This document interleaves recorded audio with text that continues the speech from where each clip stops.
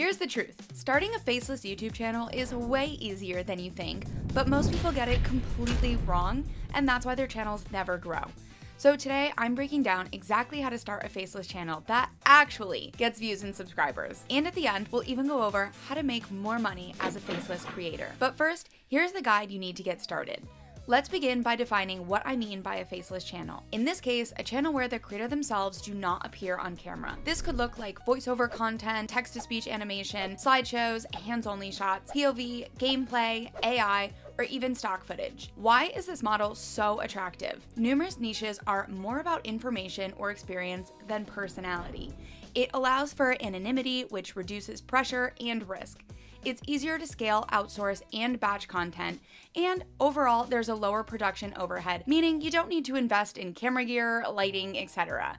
But just because it's easier in these ways doesn't mean it's simple. And to succeed, you still need strategy and consistency. Let's talk about finding the right niches and keyword strategy. Using the vidIQ tool, you can research which niches have strong demand and low competition. Some types of niches for channels could sound like the following: explainers, educational, how-to tutorials, tech guides, product reviews, comparison videos, facts, curiosities, myths, storytelling, any type of listicle content, top 10s or countdowns, and then we have relaxation, ambient meditation, and music loops. So how do you do this? Well, using your vidIQ research tool, you want to find 3 to 5 high volume, low competition keywords in your chosen niche. Look at the related keywords and see what viewers are already searching for. And then the icing on the cake here is to cross-reference that with our outlier tool. Honestly, this is the secret sauce. Your outlier tool is going to show you what is performing the best for creators on the platform right now.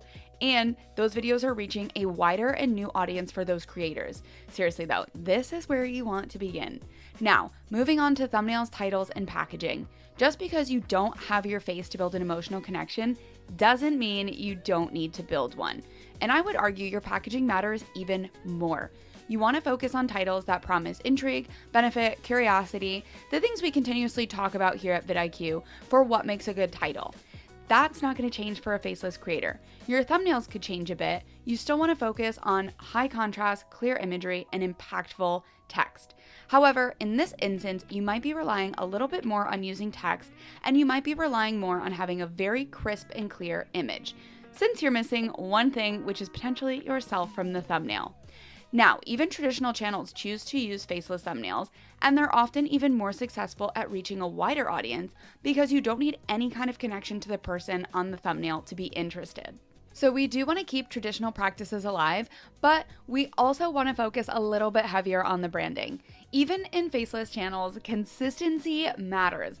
Font color, font choice, schemes, basic styles, we want people to start to recognize your brand, and this is something a more traditional channel would have just with using themselves on the thumbnail. You see that creator, you know who they are, you clicked based just on their likeness.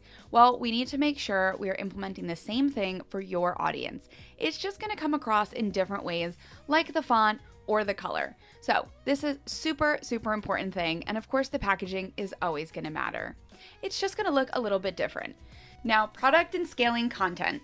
You want to think about batch working content, meaning writing multiple scripts for multiple videos in advance. You can also use voiceover or text-to-speech as long as you're not compromising quality. Even AI voices can help you out, but you need to make sure the editing, pacing, and clarity is all up to the standards that your target audience is going to want to enjoy. Outsourcing, editing thumbnails, and motion graphics whenever possible absolutely helps with scaling, and maintaining a content calendar is going to help many successful faceless channels upload multiple times a week and have a more frequent upload schedule based on how much easier it is to batch content when we don't have the pressure to appear on camera. And we do have the use of tools that make it a little bit quicker to create content. Let's talk about some common mistakes and algorithm risks that you absolutely want to avoid.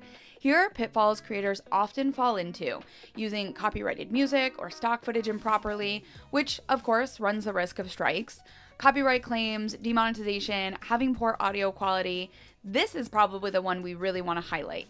Viewers leave fast if voiceovers are muffled or low quality, and if you're relying on your voiceover content to be your personality, and it's how you're telling your story, you definitely want to invest in clear audio because it's going to make for a very enjoyable viewer experience. Overusing generic AI voices without editing can leave your content feeling robotic and less engaging. Jumping too many niches too many times leaves for inconsistent expectations from your audience, which will most likely just lead to general disinterest in your content. And of course, the last one would be ignoring YouTube's policies, meaning community guidelines, reuse rules, especially with reuse content and compilations from the updated 2025 policies. You're always going to want to make sure and double check that what you're doing is meeting those guidelines. Now, let's get into how to make money beyond ads and some monetization strategies. Once you hit those 1,000 subscribers, those 4,000 watch hours, you make money just through the ads.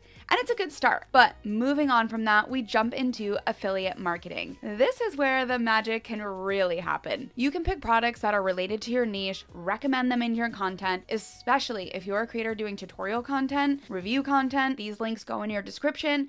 And if your content is good and your audience is interested, you can make some commission based off of those links. We also have digital product and downloads. If you're in an educational channel space, this might be where you shine. If you have courses to sell or tutorials or anything like that, a digital product is going to be your best friend. We have sponsorships and brand deals, yes, even for Faceless channels. We have memberships, channel memberships, Patreon, any type of service like that, even if it's off platform, and then merch and licensing if available. Now, when we're talking about merch, simple designs can work and you want it to be unique. And this is where we kind of jump back into the building a brand part. And if you have a strong enough brand, you're able to sell things that become sacred language to your audience. The secret for earning even more money as a Faceless creator is when you're able to start stacking these. And that's where you're earning income from all of these little places. And sometimes it's much more than just the YouTube ad revenue itself. So let's talk action plan. Everything we've gone over and how you're going to start your Faceless channel. 1 is going to be to pick your niche and research it. 2, decide on a content format you can stick with, whether it's animation or voiceover tutorial. 3, plan your first 5 videos. Yes, this includes titles and thumbnails. First, I also want you to think about including affiliate or product ideas that come to mind and then can come into play when we think about these monetization strategies. Even if it's just a starting point and you want to make a video for a company you might want to work for in the future, not only will it make for a great video, but it's something you're passionate about and can play into the long game. 4 is going to be to create the video. Focus on the good audio, the clean visuals, the consistency, and also just the repetition. Remember, you are learning. Don't be too hard on yourself. This is where you also get to enhance skills and pick up new skills and all around just work on being a YouTuber.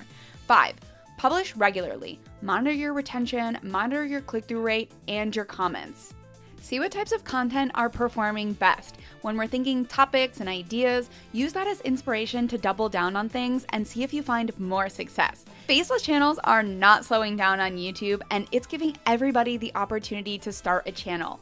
Even though there are some big differences between traditional and faceless content, you really are following a lot of the same YouTube advice, especially when trying to get views, in which case this next video might be quite helpful.